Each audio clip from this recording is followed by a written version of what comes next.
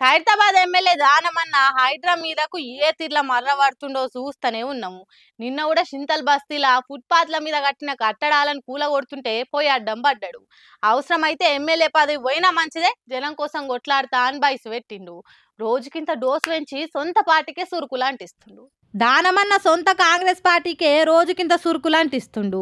ఎవ్వరిని లెక్క చేయకపోతుండే వరకు హైకమాండోలు అన్న క్రమశిక్షణ చూసి ఆగ్రహం అవుతుండ్రని తెలుస్తుంది. నిన్న చింతల్ బస్తీల ఫుట్పాత్ మీద ఆక్రమణలు కూలగొడుతుంటే ఆడికి పోయి అడ్డం పడి హల్చల్ చేసిండు దానం. నా మాట కాదని కూలగొడితే ఊకునేది లేదు. బుల్డోజర్ జరిగిందా పంట 2 రోజులు ఆగుండ్రి, సీఎం తోటి మాట్లాడి మీ లెక్కలు తేలుస్తా, అద్వార్ దాకా ఆగకుంటే మర్యాద దక్కదని వార్నింగ్ ఇచ్చిండు.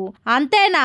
ఏడ్నుంచో బతుకొచ్చి మా మీద దౌర్జన్యాలు చేస్తారేంది? హైదరాబాద్ మాది, మాకంటే ఎక్కువ తెలిసినావా మీకు అనుకుంటా ఆఫీసర్లను తిట్టిపోసిండు. పేదల ఆస్తులను గూలగొడతారా? ముందుగల పాత బస్తీకి పోయి గూలగొట్టుండ్రి. అంత మోతవార్లైతే మీరు కూలగొట్టేటి ఇంకా షాన్నే ఉన్నాయి.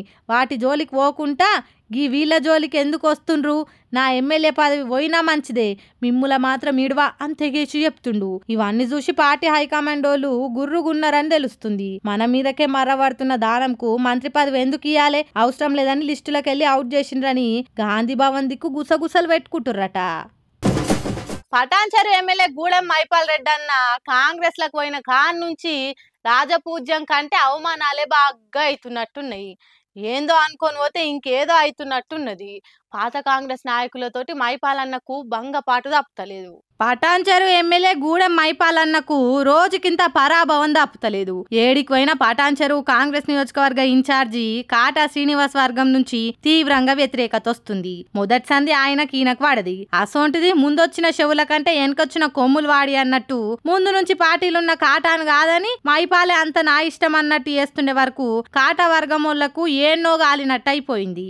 అదిగాక ఎమ్మెల్యే క్యాంప్ ఆఫీస్ లా సీఎం ఫోటో పెట్టుకోకుండా కేసీఆర్ ఫోటోనే ఉంచుకుంటావా అని కాంగ్రెస్ కార్యకర్తలు ఎదురు తిరిగిండ్రు. క్యాంప్ ఆఫీస్ మీద దాడి చేసిండ్రు. రేవంత్ ఫోటోని పెట్టిండ్రు. అటెన్క మళ్ళా రోడ్డు ఎక్కిండ్రు. సేవ్ కాంగ్రెస్ సేవ్ పటాన్చెరు అని నినాదం తోటి రోడ్డు ఎక్కి నిరసన చేసిండ్రు. పార్టీ మారొచ్చిన గూడెం మైపాల్ తన అనుచర వర్గం తోటి అసలు కాంగ్రెస్ నాయకుల మీదనే దాడులు చేస్తుండ్రు. కాంగ్రెస్ నాయకులనే తిట్టిస్తుండు. ఇసొంటోడు పార్టీలు ఏమొద్దు, ఒక పార్టీకి ద్రోహం చేసినోడు కాంగ్రెస్ కు ద్రోహం చేయడని నమ్మకమేంది అని మండిపడుతుండ్రు. ఎంబడే పీసీసోలు పార్టీలకెళ్లి సస్పెండ్ చేయాలని డిమాండ్ చేస్తుండ్రు. మరి గూడెం అన్న పార్టీ మారి సంపాదించింది ఏముంది?